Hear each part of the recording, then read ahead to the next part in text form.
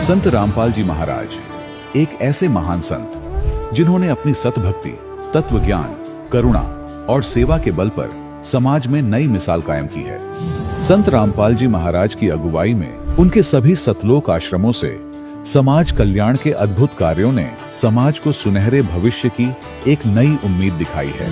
संत रामपाल जी महाराज से नाम दीक्षा लेने के बाद लाखों लोगों की लाइलाज बीमारियां जैसे कैंसर, एड्स आदि ठीक हुई। संत जी के ज्ञान से प्रेरित होकर उनके अनुयायियों ने लाखों यूनिट रक्तदान किया। संत जी ने लाखों बहन बेटियों का दहेज मुक्त विवाह करवाया।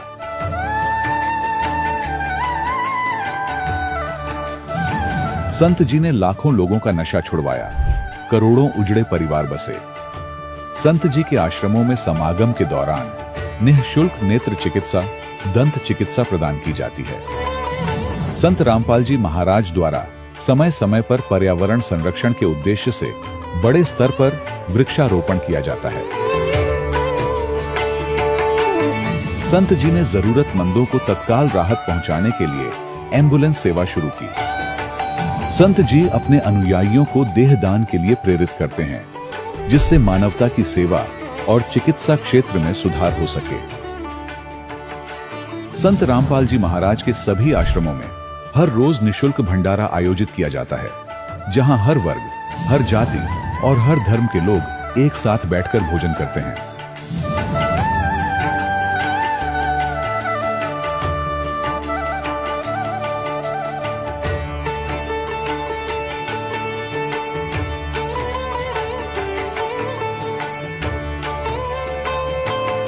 संत रामपाल जी महाराज के आश्रम में हजारों बुजुर्गों को सम्मान और प्यार के साथ जीवन जीने का अवसर मिलता है। उनके खाने, रहने और स्वास्थ्य की पूरी जिम्मेदारी संत रामपाल जी महाराज उठाते हैं। अनाथ बच्चों के लिए संत रामपाल जी महाराज के सभी आश्रम किसी वरदान से कम नहीं। यहाँ उन्हें शिक्षा, संस्कार और भविष्य के लिए बेहतर अवसर प्रदान किए जाते हैं। चाहे बाढ़ हो, भूकंप या महामारी, संत रामपाल जी महाराज और उनके अनुयायी हमेशा ही जरूरतमंदों के लिए सबसे आगे खड़े रहते हैं। कोविड महामारी के दौरान संत रामपाल जी महाराज के आश्रमों से करोड़ों लोगों के लिए भोजन, दवाइयां और जीवन रक्षक सामग्रियां उपलब्ध कराई गई। चाहे गरीब की मदद हो या किसी शोषित और पीड़ित वर्ग के हक और सम्मान की लड़ाई, संत रामपाल जी महाराज ने हमेशा ही उनकी दबी आवाज को सरकारों तक पहुंचाया है और उन्हें उचित न्याय दिलवाने में अहम भूमिका अदा की है। समाज में आध्यात्मिक और सामाजिक मूल्यों के प्रति जागरूकता लाने में संत रामपाल जी महाराज हर कदम पर मानवता के सच्चे सेवक साबित हुए हैं। संत रामपाल जी महाराज का जीवन हमें सिखाता है कि सच्ची सेवा वही है जो निस्वार्थ भाव से की जाए। आइए हम भी इस महान सेवा के कार्य में इस महान संत से जुड़ें और संत रामपाल जी महाराज से नाम दीक्षा लेकर अपने जीवन को धन्य बनाएं।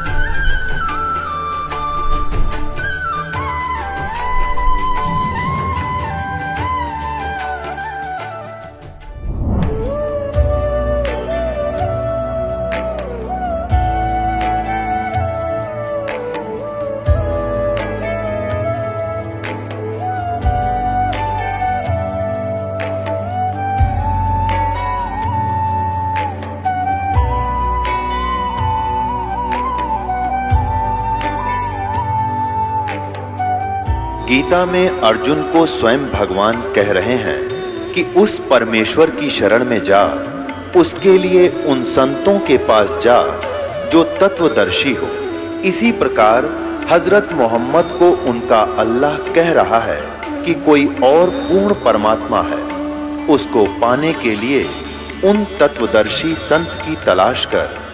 वो प्रभु कौन है, ये जानने के लिए कृपया अवश्य सुनिए जगत गुरु तत्वदर्शी संत रामपाल जी महाराज के अमृत वचन। सत साहिब दर्शकों, सोचिए अगर कोई व्यक्ति बचपन से ही परंपरागत भक्ति साधना में लीन हो और फिर भी उसके जीवन से दुख और बीमारियां दूर न हों, तो वो कैसा महसूस कर रहा होगा। दर्शकों, ऐसी ही कहानी थी हरियाणा की रहने वाली कैलाश जी की। कैलाश जी ने बचपन से ही हिंदू धर्म में सुख शांति प्राप्त करने के लिए देवी देवताओं, शेरावाली माता, हनुमान जी और भैरव बाबा की भक्ति साधना की। लेकिन अफसोस, इन्हें कहीं से भी सुख नहीं मिला और हार कर यह निराश हो गई। लेकिन दर्शकों, आज कैलाश जी का कहना है कि जब से मुझे संत रामपाल जी महाराज की शरण मिली है और मैंने संत रामपाल जी महाराज द्वारा बताई गई भक्ति साधना अपनाई है, तब से मुझे एक नया जीवन मिला है। अब मेरे और मेरे परिवार के जीवन में सच्चा सुख और शांति आ गई है। दर्शकों, आखिर संत रामपाल जी महाराज ने कैलाश जी को ऐसी कौन सी भक्ति विधि बताई जिससे उनके सारे दुख और परेशानियों का निपटारा हो गया है? आइए सुनते हैं कैलाश जी की कहानी उन्हीं की जुबानी। नमस्कार जी। सच्चाई। क्या नाम है जी आपका? कैलाश दासी गुड़गांव से। संत रामपाल जी महाराज से आपने नाम दीक्षा कब ली? संत रामपाल जी महाराज से हमने नाम दीक्षा 19 अप्रैल 2018 से। संत रामपाल जी महाराज से नाम दीक्षा लेने से पहले क्या आप कोई भक्ति साधना भी करते थे? हाँ जी, हम भक्ति करते थे। केसरमल बावरी की, हनुमान जी की और बैरू की, शेरावाली की, सभी देवी देवता को मानते थे हम जी। आप हिंदू रीति रिवाजों के अनुसार सभी साधनाएं करते थे, तो इन साधनाओं के करने से आपको क्या क्या लाभ प्राप्त हुए? सर, उनसे कुछ लाभ नहीं हुए, बल्कि हमारे बच्चे और परेशान रहते थे ना। छोटे छोटे बच्चे थे, उनको हम दुकान में लेके दुकानदारी चलाते थे, क्योंकि हमारे जो पति देव थे उनको सर में माइग्रेन का दर्द होता था। तब वे बोलते थे नहीं घर में टीवी चलेगा, नहीं लाइट जलेगी और नहीं ये बच्चे बोल लेंगे। तो हमारे घर में एक छोटी सी दुकान थी, उसमें हम अपने बच्चों को लेकर वहीं सुला देते थे, फिर रात को दुकान बढ़ाते थे जब घर में लेकर आते थे। सर, हमने मकान बनाया 2009 से शुरू करा, 2011 तक मकान तैयार हुआ 2011 में।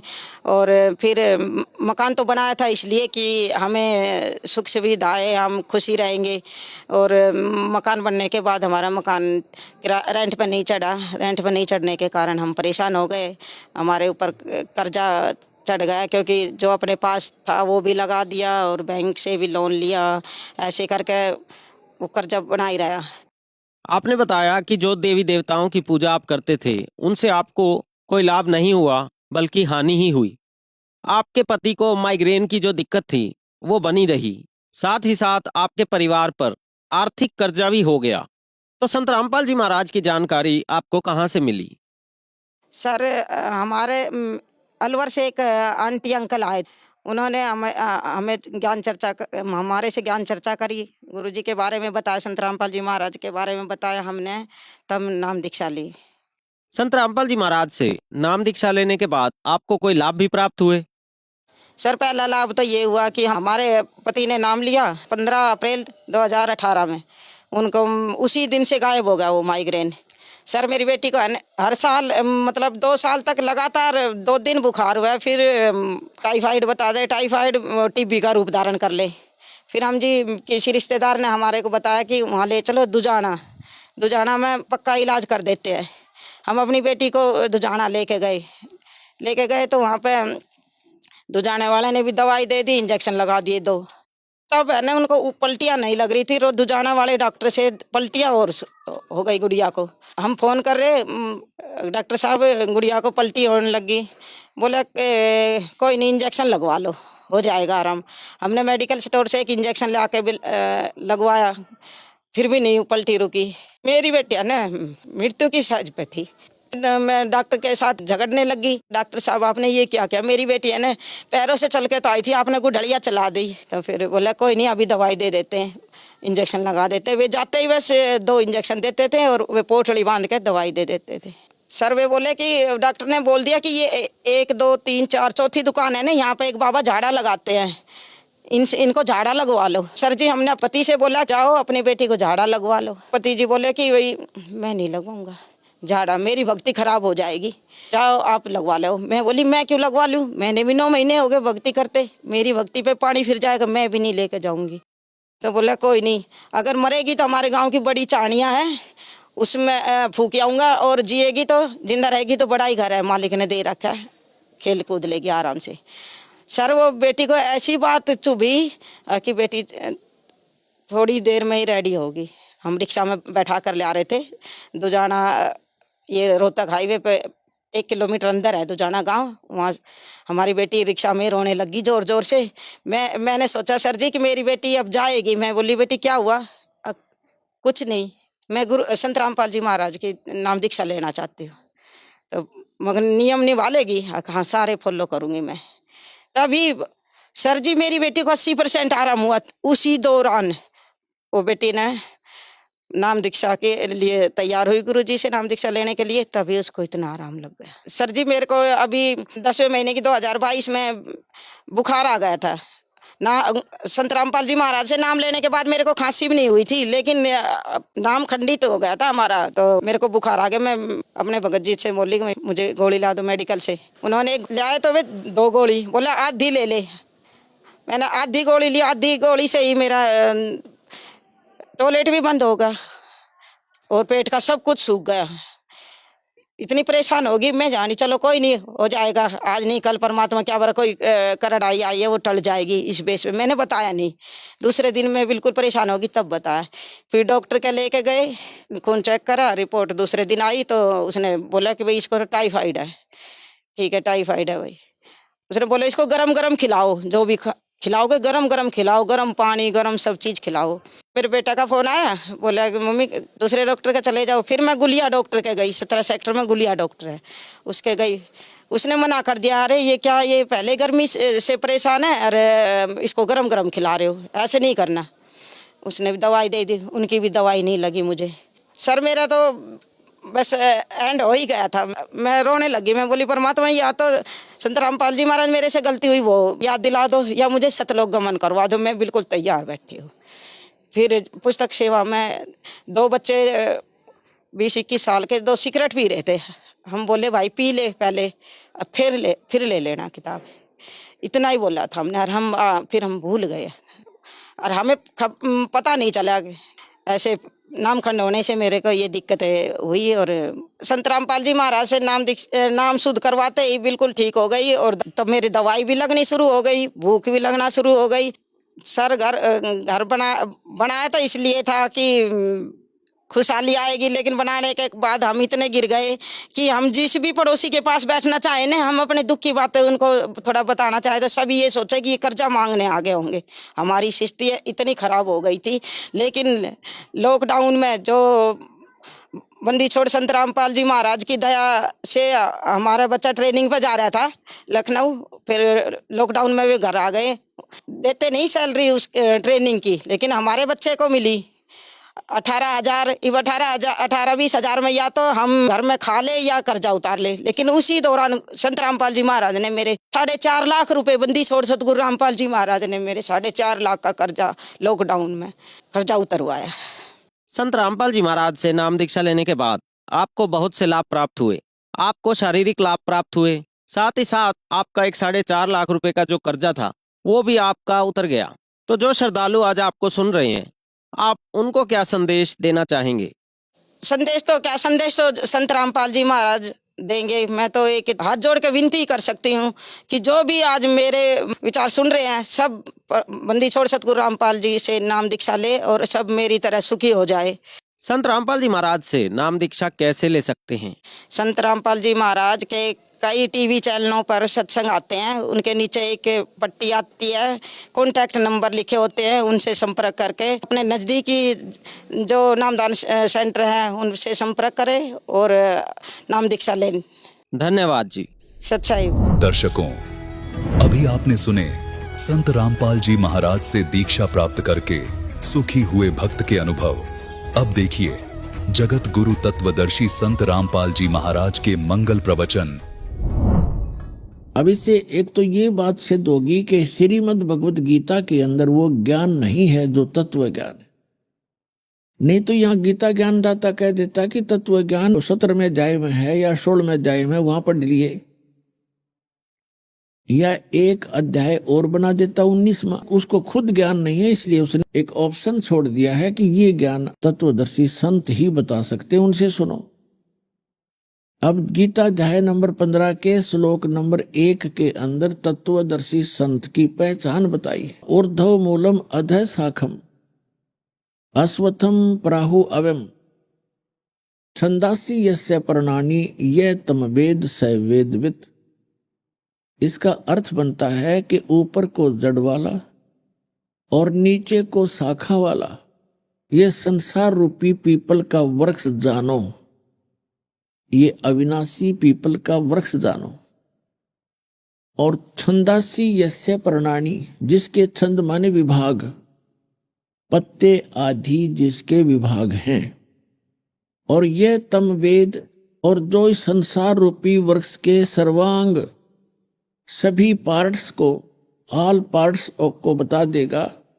स वेदवित, वह वेद के तात्पर्य को जानने वाला है, वह तत्वदर्शी संत है। तो पुण्यात्मा, परमेश्वर कबीर जी जो परम अक्षर ब्रह्म हैं, सच्चिदानंद घन ब्रह्म हैं, वे स्वयं आए थे भारतवर्ष की पावन धरती पर सन 1398 में पवित्र नगरी काशी में। और वहां काशी नगर से बाहर एक सरोवर के अंदर विकसित कमल के फूल के ऊपर आके नवजात शिशु का रूप धारण किया था। वहां से नीरू नीमा नाम के पति पत्नी दुल्हा प्रतिदिन स्नानार्थ जाया करते थे, क्योंकि लहर तारा तालाब गंगा के स्वच्छ जल से वर्षा के दिनों में जब गंगा फुल स्विम पर चलती थी, फुल भर के गऊ घाट के ऊपर से उछल उछल कर लहरों के द्वारा उस झील के अंदर वो पानी संग्रहित हो जाता था, जो सारा वर्ष पर्याप्त रहता था। बहुत सुंदर जल गंगा का होता था।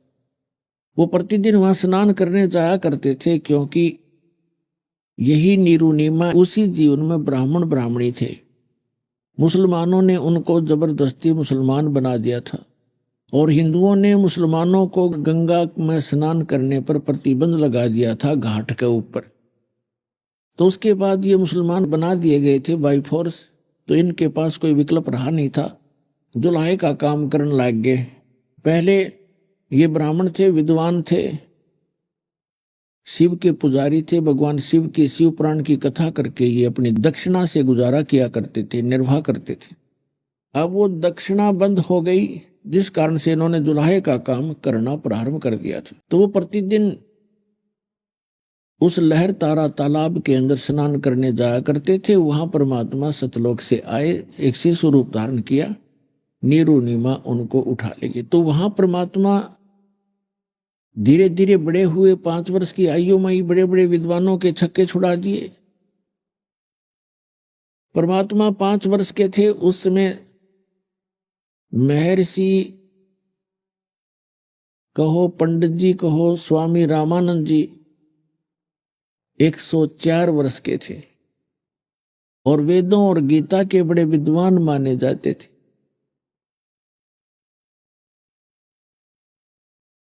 ये लंबा प्रकरण है, लेकिन अब थोड़ा शॉर्ट करके बताऊंगा।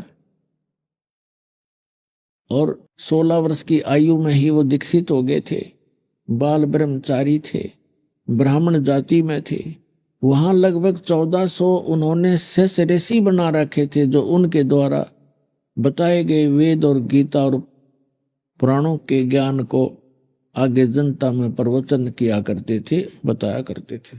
जब परमात्मा 5 वर्ष के हुए, अब दास ये बताने जा रहा आपको कि तत्वदर्शी संत भी परमात्मा कबीर जी स्वयं ही थे।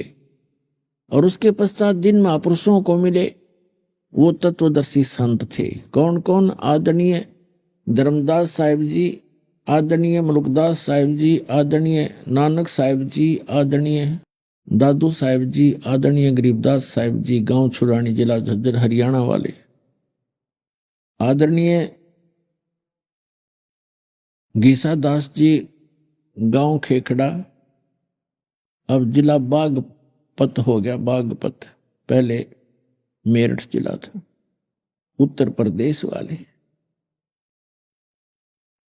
और फिर ये स्वामी रामानंद जी परमात्मा से परिचित होने के बाद फिर ये भी तत्वदर्शी संत बन गए थे, लेकिन परमात्मा मिलने से पहले की ये कथा आपको सुना रहा हूं। तो परमेश्वर ने स्वयं आकर के वो तत्व ज्ञान बताया था। उस समय परमात्मा तत्वदर्शी संत की भूमिका भी कर रहे थे, भगवान तो वो है ही हैं, और एक अच्छे नागरिक की भूमिका भी कर रहे थे और एक अच्छे दास की भूमिका भी कर रहे थे। हमारे लिए एक उदाहरण पेश करके गए कि इस लोक में यदि आप मोक्ष चाहते हैं तो यहाँ की सब बकवादें, सब यहाँ के जो नकली सुख, इनसे मन हटाना पड़ेगा, तब आप यहाँ सफल हो सकोगे। तो क्या बताया था परमात्मा ने 600 वर्ष पहले तत्वदर्शी संत की भूमिका करते हुए? अक्सर पुरुष एक पेड़ है, सर पुरुष वाकी डारे, तीनों देव शाखा है, 22 पात रूप संसारे। अक्सर पुरुष एक पेड़ है, निरंजन कहो, सर पुरुष कहो, इसे काल कहो, सर ब्रह्म कहो, सर पुरुष वाकी डार, और तीनों देवा, रजगुण ब्रह्मा, सतगुण विष्णु, तम गुण शिव जी, तीनों देवा शाखा हैं ये पात रूप संसार। हम तो पात रूप के अंदर हैं, संसार तो, और जैसे एक उल्टा लटका हुआ संसार रूपी वृक्ष श्रीमद् भगवत गीता अध्याय 15 मंत्र 1 में बताया है कि तत्वदर्शी संत कौन होगा? जो संसार रूपी वृक्ष, जो ऊपर को जड़ वाला, नीचे को तीनों गुण रूपी शाखा वाला संसार रूपी वृक्ष है, और उसके पत्ते आदि सब विभाग हैं। गीता ज्ञान दाता ने सिर्फ इतनी जानकारी दी है कि ऊपर को ऊर्ध्व मूलम अधः शाखम अश्वत्थम पराहु अव्यम छंदासी यस्य प्रणानी, प्रणानी माने पत्ते, छंदासी माने विभाग है, खंड है, इसके विभाग है। यह तम वेद स वेदविद, जो इस संसार रूपी वृक्ष, ऊपर को जड़, नीचे को शाखा, और ये बाकी इसके पत्ते हैं। इस उल्टे लटके हुए संसार रूपी वृक्ष के सभी विभाग जो जानता है, स वेदविद, वो तत्वदर्शी संत है। यानी गीता ज्ञानदाता भी इस वृक्ष के सभी पार्ट से परिचित नहीं था, नहीं तो 18 अध्याय 700 श्लोक थोड़े नहीं होते, ये तो 2-3 श्लोका में कंप्लीट हो जाता। अब परमात्मा ने किया है कि अक्सर पुरुष एक पेड़ है, सर पुरुष वाकी डार, और तीनों देवा शाखा है, वाई पात रूप संसार। छंदासी यस्य प्रणानी, जिसके पत्ते आदि विभाग हैं, उनको जो जानता, तो परमात्मा ने बताया। उस परमेश्वर के आने के बाद जिन महापुरुषों को भगवान मिले, उनके बाद अब वर्तमान में ये दास है वो तत्वदर्शी संत इस पूरे ब्रह्मांड में।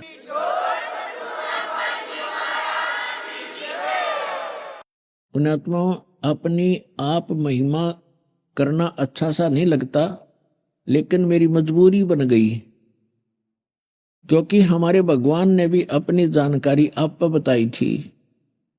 हम ही अलख अला हैं, कुतुब गोस और पीर, गरीबदास खालिक धनी, हमरा नाम कबीर।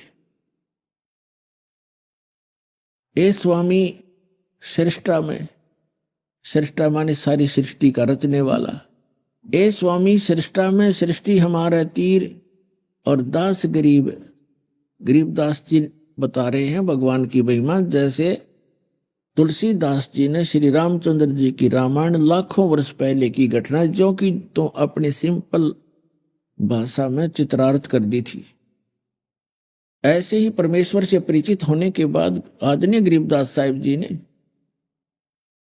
परमात्मा की महिमा अपनी अमरवाणी में आंखों देखा भगवान को, और सारे ब्रह्मांडों को, सारे लोकों को चित्रार्थ की। तो यहाँ गरीबदास जी का नाम इसलिए आता है, गरीबदास जी बता रहे हैं भगवान ने ऐसे कहा, ए स्वामी सृष्टा में, रामानंद जी से कहा था, ए स्वामी सृष्टा में और सृष्टि हमारे तीर, ये सारा संसार सारी सृष्टि असंख्य ब्रह्मांड ये मेरे तीर मेरे आधार हैं। और दास गरीब अधर बसूं, परमात्मा कबीर जी कहते मैं ऊपर रहता हूं। अवगत सत्य कबीर, अवगत माने प्रोक्ष, जिसको कोई नहीं जान सका उसकी रजा के बिना। दास गरीब अधर बसूं, मैं ऊपर रहता हूं, सतलोक में निवास है मेरा। और अविगत सत कबीर, सत कबीर माने अविनाशी कबीर। अब यहां आपको वो चित्र दिखाता हूं जो परमात्मा ने 2 पंक्तियों में 1 श्लोक में सारा ही कह दिया। अक्षर पुरुष एक पेड़ है, सरपुरुष वा की डार, और तीनों देवा शाखा है ये पात रूप संसार। देखिएगा, ये है गीता ज्ञान दाता ने सिर्फ इतना कहा है इस संसार रूपी वृक्ष के बारे में कि ऊपर को जड़ और नीचे को शाखा वाला ये संसार रूपी वृक्ष है, पीपल का वृक्ष समझो। और छंदासी यस्य प्रणानी, प्रणानी माने पत्ते, छंदासी यस्य प्रणानी, जिसके छंद जो हैं ये पत्ते हैं, ये भाग विभाग है। छंदासी यस्य प्रणानी यानी इसके छंदों का जो भाग बता देगा, विभाग बताएगा, छंद पत्ते आदि इसके विभाग हैं।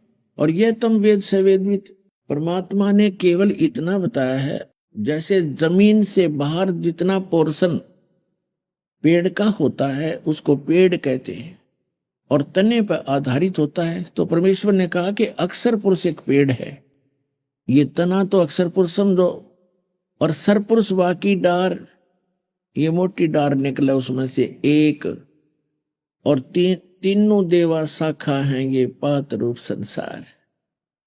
तीनों देवा शाखा है, रजगुण ब्रह्मा जी, सतगुण विष्णु जी, तमगुण शिव जी, ये शाखा है। और हम यहाँ पात रूप संसार, हम यहाँ पात रूप में हैं। अब ये बताया परमेश्वर ने कि अक्षर पुरुष एक पेड़ है, सरपुरुष वा की डार, और तीनों देवा शाखा हैं ये पात रूप संसार। परमात्मा ने अपने द्वारा रची हुई सृष्टि को कंप्लीट बताया है, लेकिन इन्होंने ये जड़ छोड़ दिया। मूल कौन है, ये दास भेजा मूल बताने के लिए, या वो महापुरुष भेजे, लेकिन उनको मना कर दिया था कि अभी ये तत्व ज्ञान सार्वजनिक नहीं करना है। धर्मदास मेरी लाख दुहाई, ये मूल ज्ञान कहीं बार न जाई।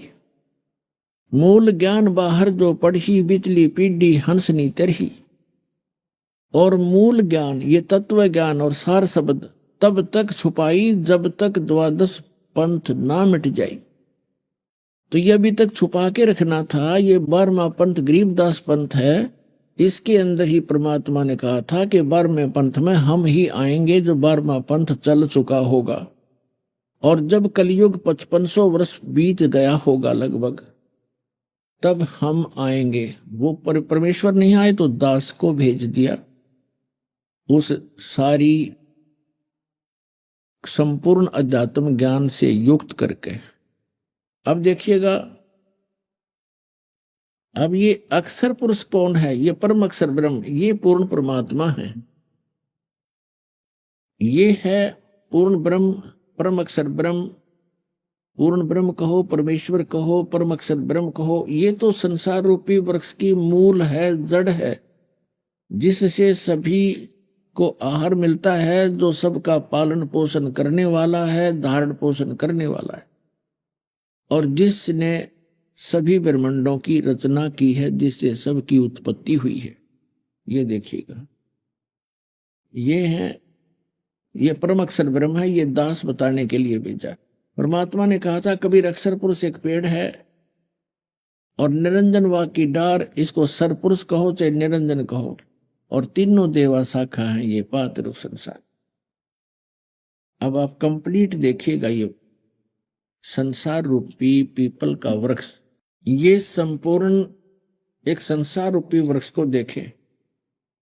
ये है कंप्लीट संसार रूपी वृक्ष। गीता ज्ञानदाता ने कहा कि ऊर्ध्व मूलम अधः शाखम, ऊपर को जल जड़ और नीचे को शाखा वाला ये संसार रूपी पीपल का वृक्ष अविनाशी कहा है। छंदासी यस्य पर्णानि, बस ये इसके पत्ते आदि उसके भेद हैं। ऊपर को जड़ और ये शाखा और ये पत्ते इसके विभाग हैं। और जो इनको जानता है वह तत्वदर्शी संत है। तो परमात्मा स्वयं ही तत्वदर्शी संत बनकर आए थे और उन्होंने ये ज्ञान परमात्मा ने स्वयं बताया था। अपने द्वारा रची हुई सृष्टि को उन्होंने ही बताया था। तो प्रसंग चल रहा है पूर्ण सतगुरु की पहचान।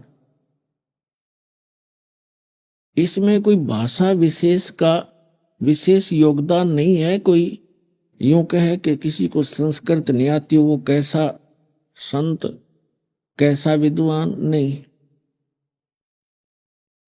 भाषा का काम अपने विचारों को दूसरे तक पहुंचाना, बस इतना ही पर्याप्त है।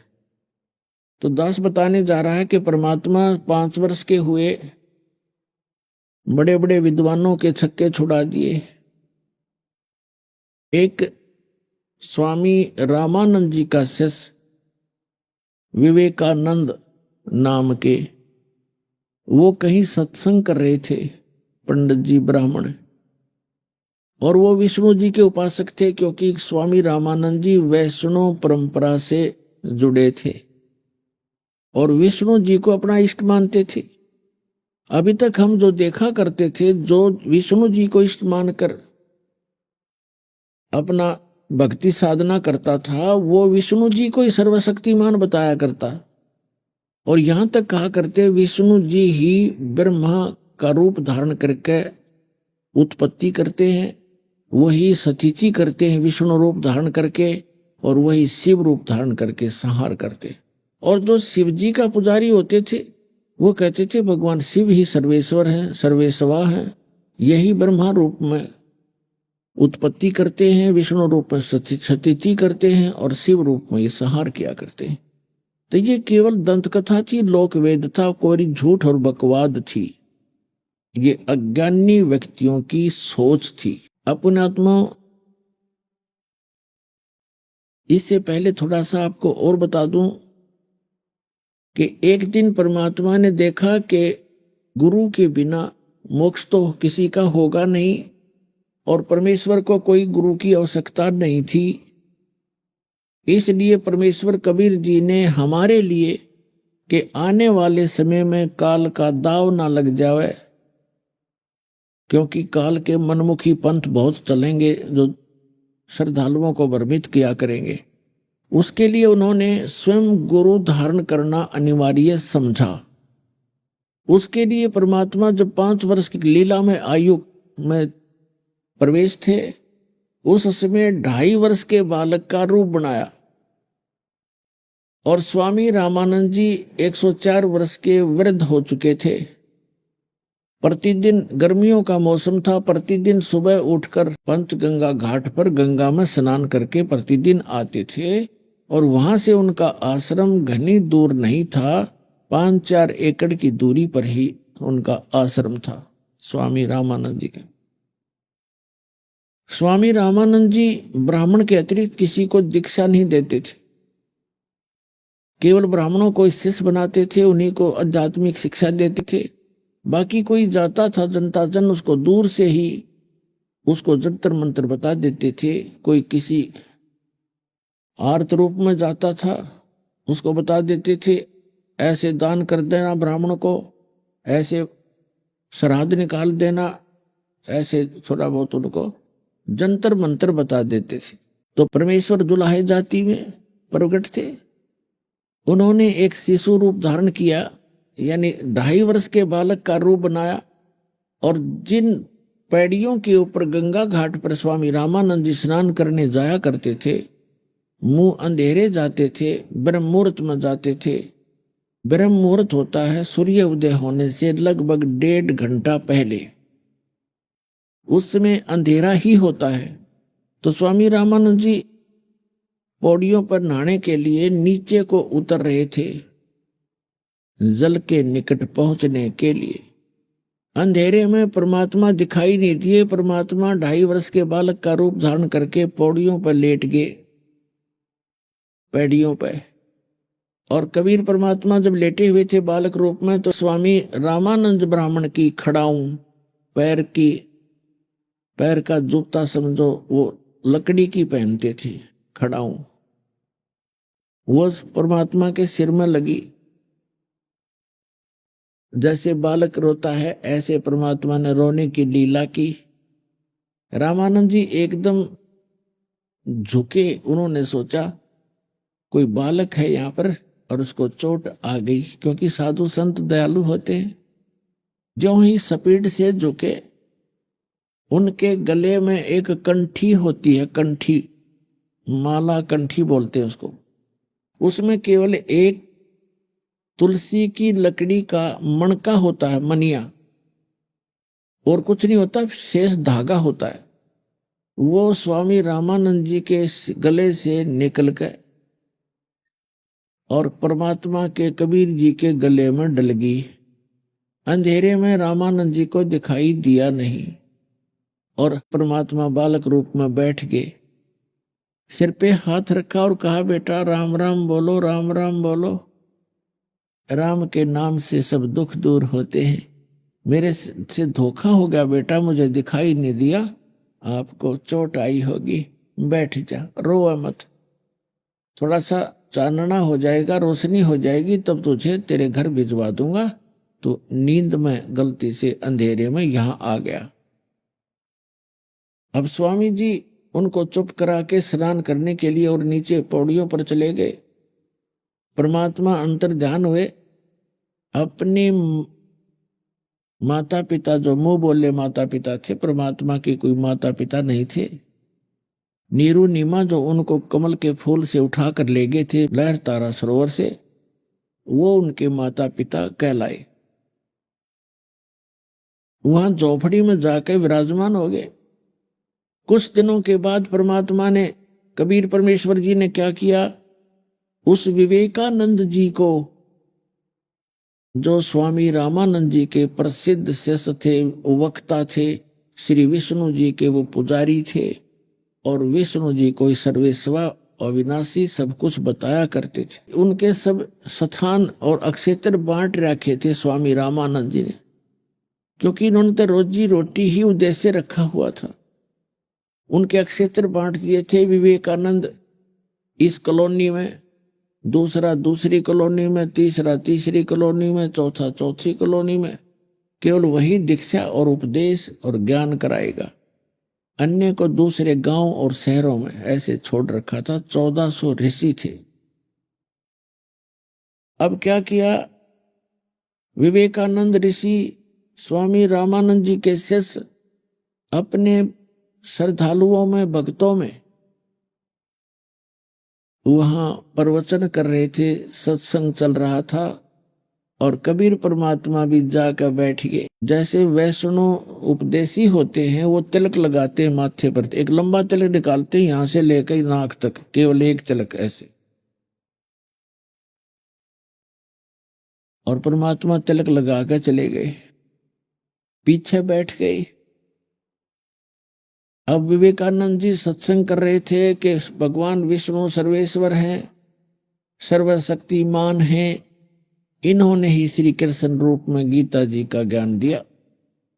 इनके कोई माता पिता नहीं है, यही 3 रूप धारण करके सारे ब्रह्मांडों के संचालन करते हैं। ब्रह्मा रूप में ये उत्पत्ति करते हैं, विष्णु रूप में ये सतिथि यानी सबका पालन करते हैं, और शंकर रूप में यही सबका संहार करते हैं। जब सारा कुछ सत्संग उसने सुना लिया, तब परमात्मा खड़े हुए, बालक रूप 5 वर्ष के बच्चे, और खड़ा होकर के कहा कि स्वामी जी मेरी कुछ शंकाएं हैं, कृपा उनका समाधान कीजिए। क्या शंका है आपकी, बोलो, क्या समाधान चाहते हो? तब परमेश्वर ने कहा कि कौन ब्रह्मा का पिता है, कौन विष्णु की माँ, शंकर का दादा कौन है, पंडित जी दे बता। अब जितने श्रोता थे वो भी चकित, और विवेकानंद को हंसी आ रही थी। अरे बालक, तू तो बालक है, बालक वाली बात ही करेगा। अरे ब्रह्मा विष्णु महेश तो अजरो अमर है, सर्वेश्वर है, इनकी कोई माता पिता नहीं है। क्या बात कर रहे हो बच्चा? परमात्मा ने कहा मैं तो आपसे प्रश्न किया है, आप बताइए। उन्होंने कहा, विवेकानंद ने कहा कि इनका कोई माता पिता नहीं है, ये अजन्मा है। तब परमात्मा ने कहा कि मैंने एक शिव पुराण की कथा कर रहा था, एक ब्राह्मण, और मैं सुन रहा था श्रीमद देवी भागवत यानी देवी पुराण के 3 स्कंद में सचित्र मोटा टाइप। ये दास अब आपको वर्तमान के हिसाब से बताएगा।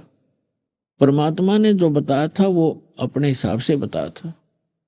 सचित्र मोटा टाइप देवी पुराण, गीता प्रेस गोरखपुर से प्रकाशित, और जिसके अनुवादक हैं, संपादक हैं हनुमान प्रसाद पोदार और चमनलाल गोस्वामी। इनके 123 पृष्ठ पर परमात्मा ने कहा कि 3 स्कंद में विष्णु जी स्वयं देवी दुर्गा जी से कह रहे हैं, तुम शुद्ध स्वरूपा हो, ये सारा संसार तुम इसे उद्भासित हो रहा है। मैं ब्रह्मा और शंकर हम तुम्हारी कृपा से ही विद्यमान है। हमारा तो आविर्भाव माने जन्म तिरोभाव मीन मृत्यु हुआ करता है। हम अविनाशी नहीं है, केवल तुम ही अविन्यत हो, प्रकृति देवी हो। तो भगवान शंकर कह रहे हैं कि हे माता, जब विष्णु जी के बाद श्री ब्रह्मा जी भी आप ही से उत्पन्न हुए हैं, तो क्या मैं तमोगुणी लीला करने वाला शंकर आपका पुत्र नहीं हुआ? और दूसरी बात सुनो स्वामी जी, के शिव पुराण के अंदर रुद्र संहिता अध्याय नंबर 5 से लेकर 8 तक, उसमें स्पष्ट किया है कि शिव और शिवा के संयोग से पति पत्नी व्यवहार से विष्णु जी की उत्पत्ति हुई। अब इस बात को सुनकर विवेकानंद बहुत ज्यादा बौखला गया। अपनी इंसल्ट फील की कि मेरे वक्ताओं में एक छोटा सा बालक और मुझे विचलित कर रहा है।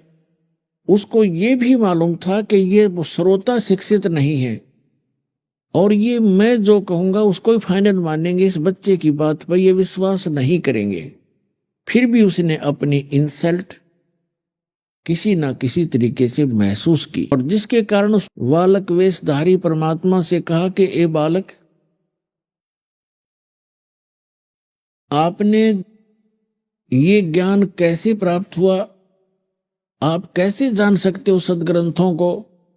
क्या आपने कोई गुरु बना रखा है? परमात्मा ने कहा कि हाँ जी, मैंने गुरु बना रखा है। विवेकानंद जी ने पूछा, आपका गुरु कौन है? कि जो आपका गुरु जी है वही मेरे गुरु जी हैं। विवेकानंद जी ने प्रश्न किया, आप किस जाति से हो? परमात्मा बोल नहीं पाए, उससे पहले वहां श्रोताओं ने कहा कि ये तो उस नीरू जुल्हे का पुत्र है, और ये जहां जाता है वहां ऐसे ही सबके सामने टांग अड़ाता है। तब विवेकानंद ने विषय बदल दिया, अपने अज्ञान को छुपाने के लिए विषय बदल दिया और कहा, देखो रे लोगों, ये कितना झूठा है। ये धानक जुल्हे का पुत्र और मेरे पूज्य गुरुदेव जी को गुरु बता रहा है।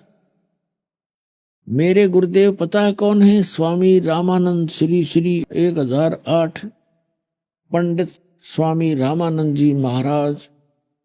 और तू जुल्हे का पुत्र, ए झूठे बालक, तुझे पाप लगेगा, तूने मेरे गुरु जी की बेइज्जती कर दी है ऐसी भरी सभा के अंदर। अब देखो रे लोगों, ए श्रोताओं, कल देखना गुरु जी के पास ले जाऊंगा इसको पकड़कर, और गुरु जी से फिर इसको दंडित करवाऊंगा। अब परमात्मा अपने घर आगे शाम को ही पहुंच गया स्वामी रामानंद जी के पास। कौन? विवेकानंद पंडित जी। और जाके कहा, महाराज, मारी तो नाक काट ली, हम तो कितबार मुंह दिखाने जोगे नहीं छोड़े, हम कैसे संसार में रह पाएंगे? रामानंद जी ने पूछा, भी कारण बता बच्चा, क्या बात है? तो विवेकानंद जी ने कहा कि महाराज, एक नीरू नाम के जुल्हाए का पुत्र, कबीर नाम है उसका, और उसने तो बड़ी सभा में बेइज्जती करवा दी मारी।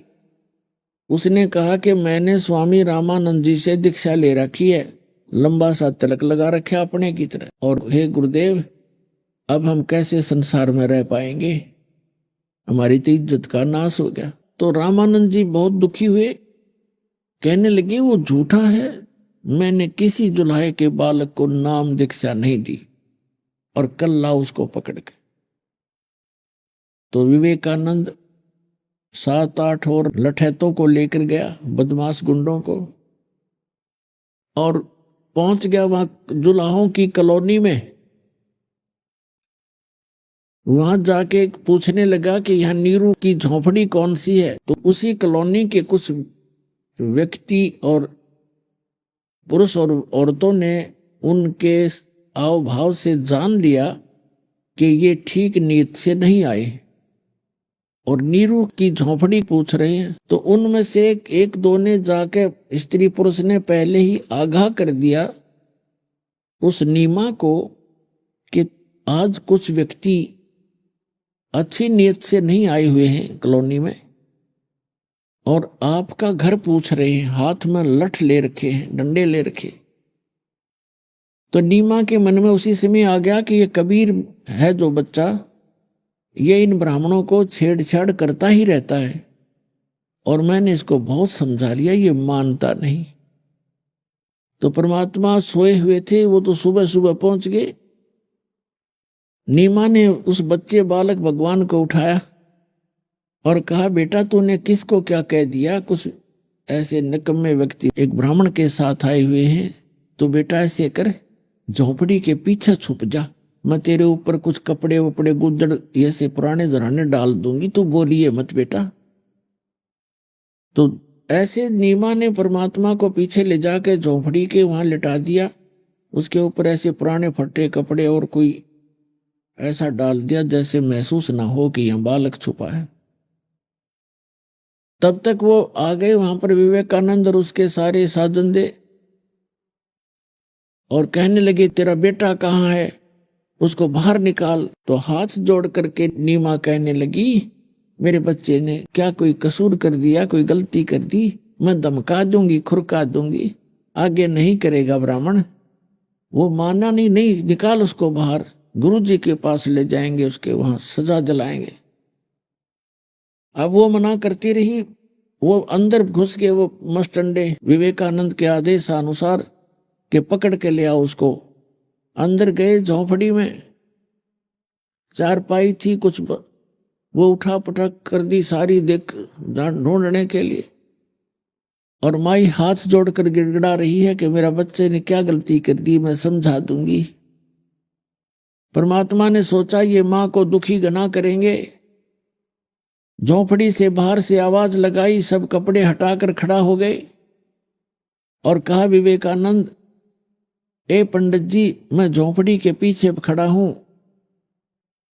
अब वो भाग करके पीछे गए, परमात्मा को पकड़ लाए बाजू से। अभी आपने सुने संत रामपाल जी महाराज के मंगल प्रवचन। आइए अब सुनते हैं संत रामपाल जी महाराज से नाम दीक्षा लेकर सतभक्ति करके अद्भुत लाभ प्राप्त करने वाले अनुयायी के विचार। दर्शकों, जब कोई मनुष्य अपने जीवन में अनेक प्रकार की साधनाएं अपना चुका हो, फिर भी उसका जीवन शारीरिक कष्टों और परेशानियों से घिरा रहे, तो वह पूरी तरह निराश हो जाता है और तब वह सोचने लगता है कि क्या उसके द्वारा की गई भक्ति साधना शास्त्रों के अनुसार भी थी या नहीं। दर्शकों, ऐसी ही कहानी थी महाराष्ट्र की रहने वाली रुशाली नृति तांबले जी की। रुशाली जी ने अपने जीवन में अनेकों प्रकार की साधनाएं अपनाई। इन्होंने अनेकों प्रकार के जप भी किए, व्रत भी रखे और तीर्थों की यात्रा भी की, लेकिन इसके बावजूद भी इन्हें किसी भी भक्ति विधि से सच्ची शांति और सुख की प्राप्ति नहीं हुई। लेकिन दर्शकों, आज रुशाली जी का कहना है कि जब से मैंने संत रामपाल जी महाराज से नाम दीक्षा ली है, तब से मेरी पूरी जिंदगी ही बदल गई है।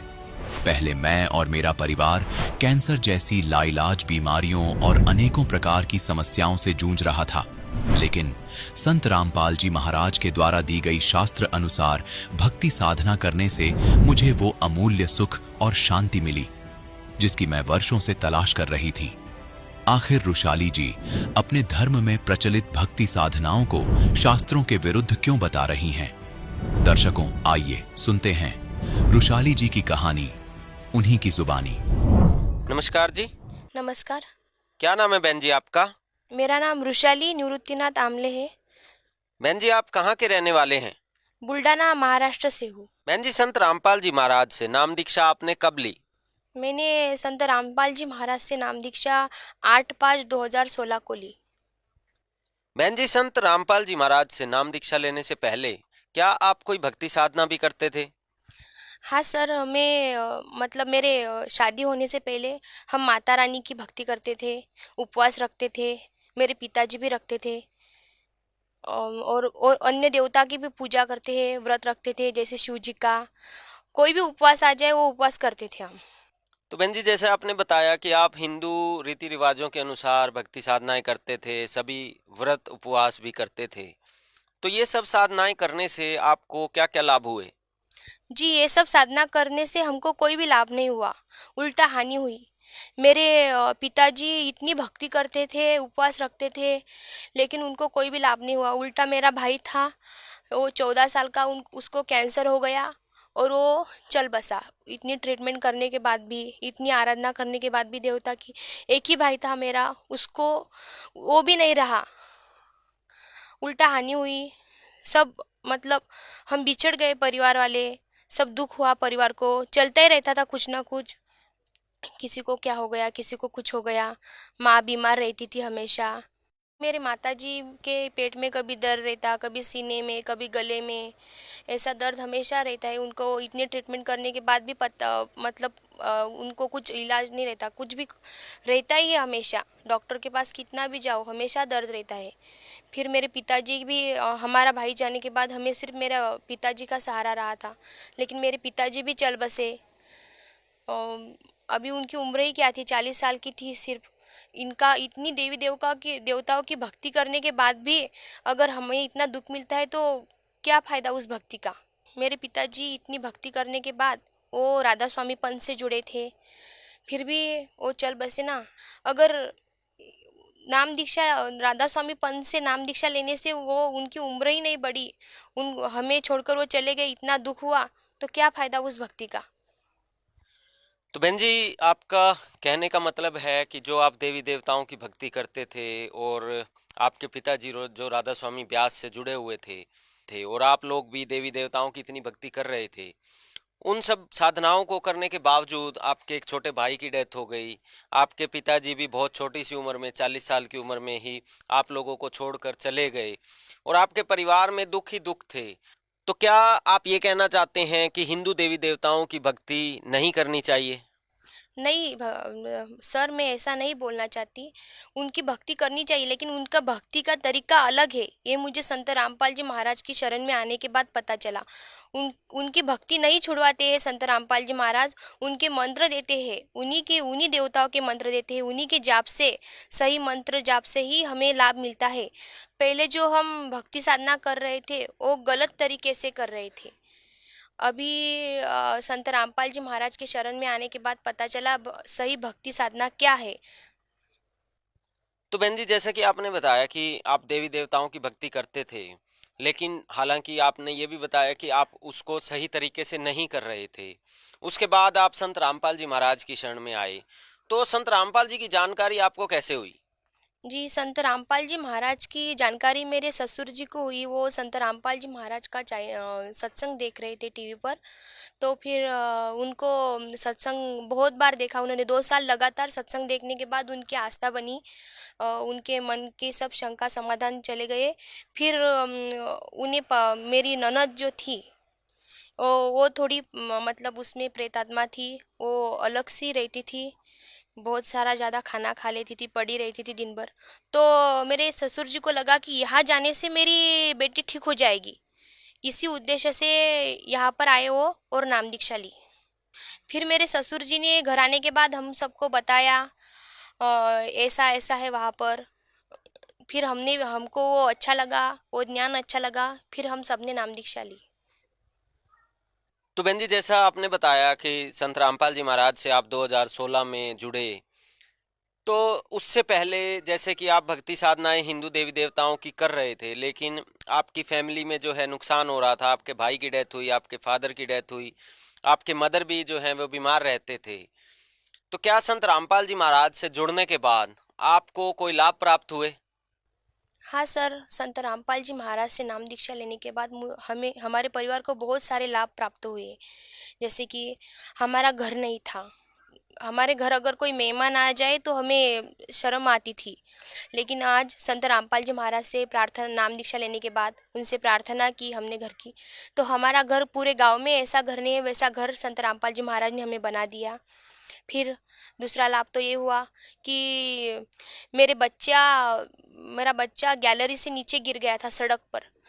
तो फिर एक आदमी उसे उठा के लाया, तो बोला कि देखो इसका कुछ टूट गया होगा। तो वो 2 मिनट खड़ा नहीं हो रहा था, लेकिन जैसे ही हमने संत रामपाल जी महाराज से प्रार्थना लगवाई, मन ही मन में है क्या है परमात्मा ऐसा मत होने दो, तो फिर मेरा बच्चा 2 मिनट बाद ही खेलने लग गया, कूदने लग गया, इतने ऊपर से गिरने के बाद भी। ये संत रामपाल जी महाराज से दूसरा लाभ हुआ।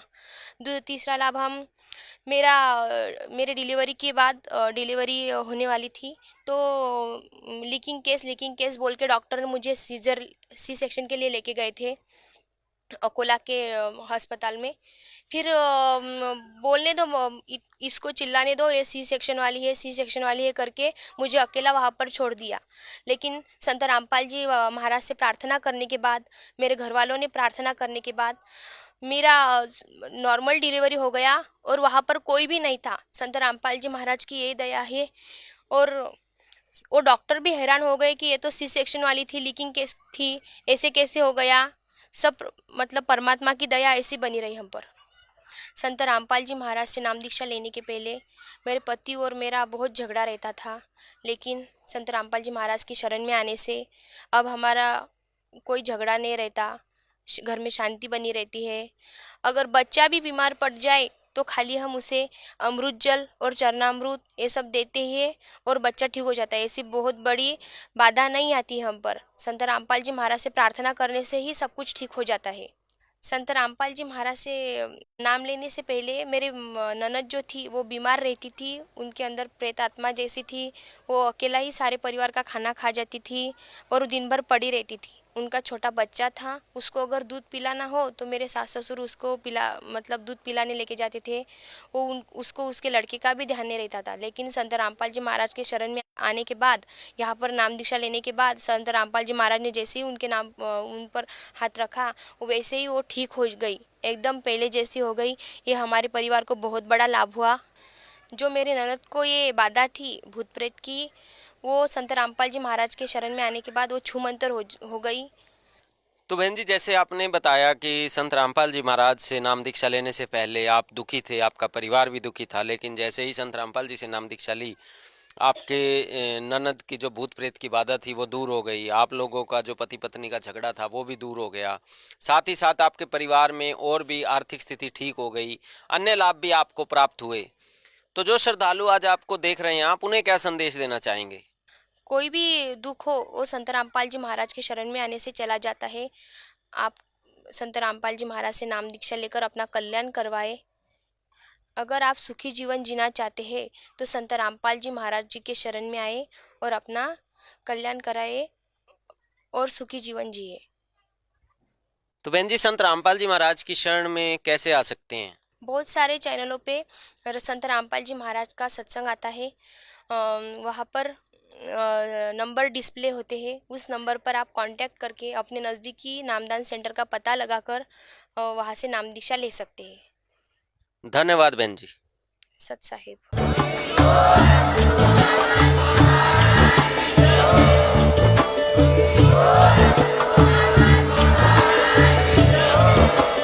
आप सुन रहे थे जगत गुरु तत्वदर्शी संत रामपाल जी महाराज जी के मंगल प्रवचन। अधिक जानकारी के लिए विजिट कीजिए हमारी वेबसाइट www.jagatgururampalji.org। संत रामपाल जी महाराज जी के शुभ आशीर्वाद से पूरे विश्व भर में 500 से भी ज्यादा नाम दीक्षा केंद्र हैं, जिन पर संत रामपाल जी महाराज जी द्वारा ऑनलाइन निशुल्क नाम दीक्षा दी जा रही है। अपने नजदीकी नाम दीक्षा केंद्र का पता करने के लिए संपर्क करें 8222880541।